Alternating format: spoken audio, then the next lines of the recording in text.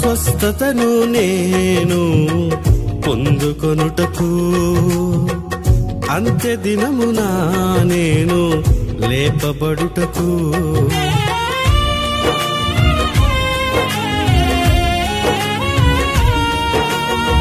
స్వస్థతను నేను పొందుకొనుటకు అంత్య దినమున నేను లేపబడుటకు అపవాదిని నేను ఓడించుటకు జయ జీవితం నేను పొందుకొనుటకు యేసు రక్తము నాలో ప్రవహించని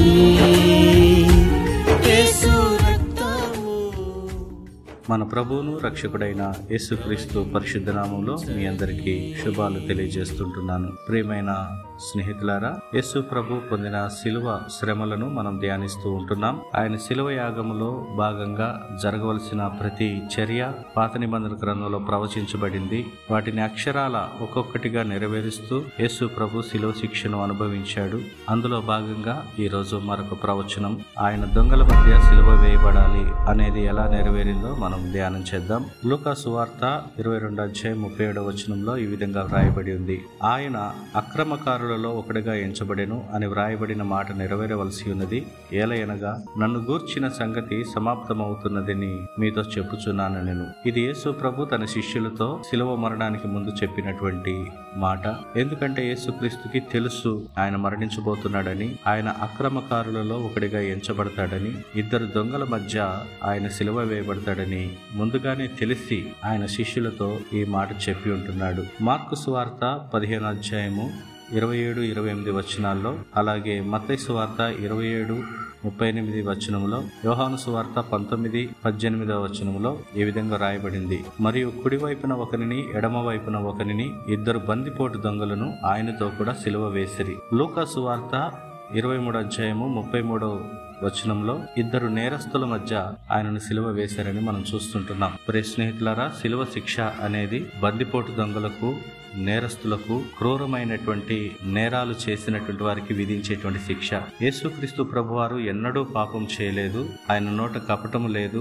ఇద్దరు దొంగల మధ్య ఆయన నేరస్తుడిగా వేలాడడానికి ఇష్టపూర్వకంగా సిద్ధపడ్డాడు. ఈ ప్రవచనాన్ని యెషయా గ్రంథము 53:12 మనం చూస్తుంటున్నాం. అతిక్రమం చేయువారిలో ఎంచబడిన వాడాయను అని అక్కడ రాయబడి ఉంది. అతిక్రమం చేసిన వారితో పాటుగా ఆయన ఎంచబడ్డాడు. ఏ నేరము చేయనప్పటికీ కూడా మన స్థానాన్ని ఆయన తీసుకొని నేరస్తుల మధ్య ఒక నేరస్తుడిగా పరిశుద్ధుడైనటువంటి యేసయ్య శిలువ శిక్షను భరించాడు. అదే రీతిగా యెషయా గ్రంథం 53:9 ఇలా రాయబడింది.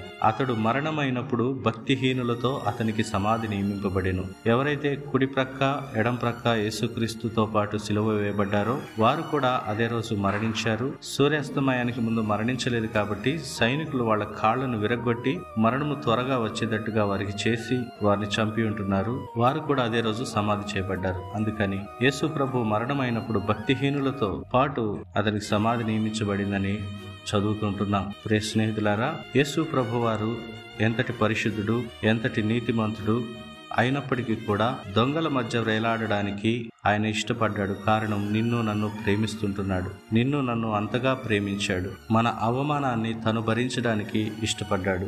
ఇద్దరు దొంగల మధ్య వేలాడుతున్నప్పటికీ కూడా యేసు ప్రభుకి పాపులను రక్షించగలిగే శక్తి ఉంది. ఇద్దరు దొంగల్లో ఒక దొంగ ఎంతగానో పశ్చాత్తాపడ్డాడు. యేసు ప్రభునందు విశ్వాసం ఉంచాడు. యేసుక్రీస్తు ఇచ్చే నిత్య జీవాన్ని పొందుకున్నాడు. ఒక వ్యక్తి మరణించే స్థితిలో కూడా రక్షణ పొందడానికి అవకాశం ఉంది. ఒక వ్యక్తి రక్షించబడాలంటే మరణ పడకలో కూడా అది ఆలస్యమైన సమయం ఏమీ కాదు. యేసు ప్రభువారు శిలువపై ఉన్నటువంటి వ్యక్తి పాపాలను క్షమించి తన రాజ్యానికి చేర్చుకున్నాడు. యేసుక్రీస్తు ప్రభువారు నేరస్తుల మధ్య, బందిపోటు దొంగల మధ్య, అక్రమకారుల మధ్య శిలువ వేయబడతాడైనటువంటి ఈ ప్రవచనం అక్షరాలా నెరవేరింది. ఆయనను గురించి రాయబడింది ఏది కూడా తప్పిపోలేదు. ఇవన్నీ కూడా యేసు ప్రభు ఎంత గొప్పవాడు అని ఆలోచించడానికి మనకు అవకాశాన్ని కల్పిస్తుంటున్నాయి. ఈ సందర్భంలో మనం నేర్చుకోదగ్గ ఆత్మీయ పాఠాలు ఏమన్నా ఉన్నాయా అంటే, మన కోసం యేసుక్రీస్తు నేరస్తుడుగా గుర్తించబడడానికి కూడా ఇష్టపడ్డాడు. ఆయన ఎంతో నీతిమంతుడైనప్పటికీ కూడా మన స్థానాన్ని తీసుకొని నేరస్తుడుగా గుర్తించబడ్డాడు. కనుక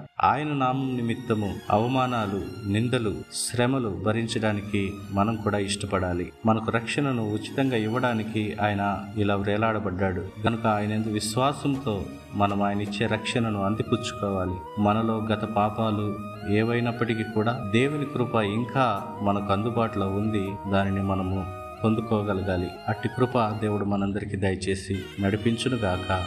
ఆమేన్.